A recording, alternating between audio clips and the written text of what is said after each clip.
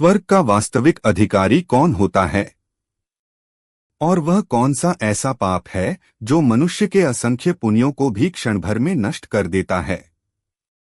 आज हम आपको एक प्राचीन आध्यात्मिक कथा के माध्यम से यह समझाने का प्रयास करेंगे कि क्यों कई बार जीवन भर पूजा पाठ, दान धर्म, जप तप करने वाला मनुष्य भी नरक का भागी बन जाता है और कैसे कुछ लोग घोर पाप करने के बावजूद स्वर्ग को प्राप्त कर लेते हैं।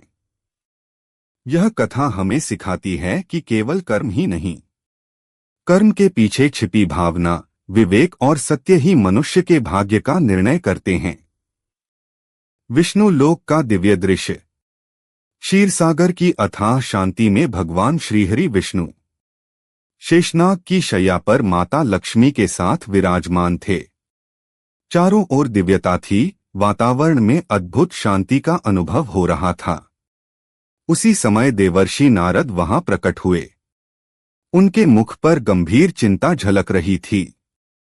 भगवान विष्णु ने मुस्कुराते हुए कहा, देवर्षि, आपका स्वागत है। आज आपके मन में कौन सा प्रश्न व्याकुल कर रहा है? नारद जी ने विनम्र प्रणाम कर कहा, प्रभु, मैं यमलोक से आ रहा हूं। वहां मैंने ऐसा दृश्य देखा जिसने मेरी बुद्धि को भ्रमित कर दिया। कुछ पुण्यात्माएं नरक जा रही थीं और कुछ पापी स्वर्ग में प्रवेश कर रहे थे। यह कैसे संभव है? भगवान विष्णु की वाणी। भगवान विष्णु बोले, नारद, संसार में कर्मों का फल केवल कर्म से नहीं, बल्कि नियत, भावना और सत्य से निर्धारित होता है। कई बार बाहर से पुण्य दिखने वाला कर्म भी भीतर से पाप बन जाता है। मैं तुम्हें एक प्राचीन कथा सुनाता हूं। जो इसे श्रद्धा से सुनता है, उसके अनेक पाप नष्ट हो जाते हैं। यमलोक की कथा। मध्य देश के एक नगर में एक ही समय पर 5 मनुष्यों की मृत्यु हो जाती है। मृत्यु के बाद वे सभी यमलोक पहुंचते हैं। भयानक दृश्य देखकर उनके प्राण कांप उठते हैं। धर्मराज यम सोने के सिंहासन पर विराजमान थे। चित्रगुप्त उनके पास कर्मों का लेखा लेकर बैठे थे।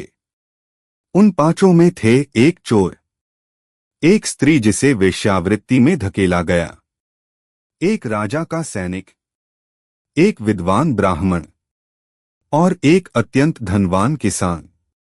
चारों अपने पाप स्वीकार करते हैं, लेकिन 5वां किसान स्वयं को सबसे पुण्यवान मानता है। चोर की स्वीकारोक्ति। चोर बोला, मैंने चोरी की, परंतु कभी भूखे का हक नहीं छीना। जो मिला उससे गरीबों को भोजन कराया। मुझे अपने पापों पर पश्चाताप है। स्त्री की पीड़ा। स्त्री बोली, मुझे इस जीवन में जबरदस्ती धकेला गया।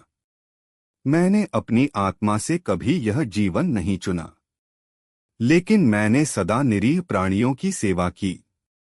सैनिक का अपराध बोध। सैनिक बोला, मैंने राजा के आदेश पर युद्ध किए।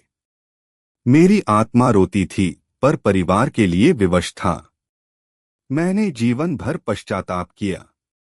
विद्वान का आत्मस्वीकार। ब्राह्मण बोला, मैं ज्ञानवान होकर भी लोभ में फंसा, परंतु मैंने कभी किसी असहाय को नहीं ठुकराया। घमंडी किसान का अहंकार।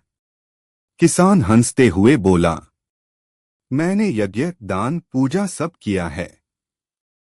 मेरे लिए श्राद्ध हो रहा है। मैं तो निश्चित ही स्वर्ग जाऊंगा। धर्मराज का निर्णय। एक एक कर चारों को स्वर्ग का द्वार खोल दिया गया। किसान क्रोधित हो उठा, लेकिन जब उसके कर्म खोले गए तो एक पाप सामने आया। उसने एक निर्दोष विधवा स्त्री पर झूठा आरोप लगाया था, जिसके कारण उसे मृत्यु दंड मिला। यमराज की वाणी। धर्मराज बोले, दान, पूजा, व्रत सब नष्ट हो जाते हैं यदि मनुष्य किसी निर्दोष पर झूठा कलंक लगाए। स्त्री का चरित्र हनन। सबसे बड़ा महापाप है। इसका कोई प्रायश्चित नहीं। कथा का संदेश: सत्य से बड़ा कोई धर्म नहीं। झूठा आरोप सबसे बड़ा पाप है।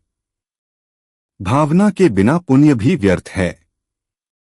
करुणा करोड़ों पाप नष्ट कर सकती है। अहंकार समस्त पुण्य जला देता है।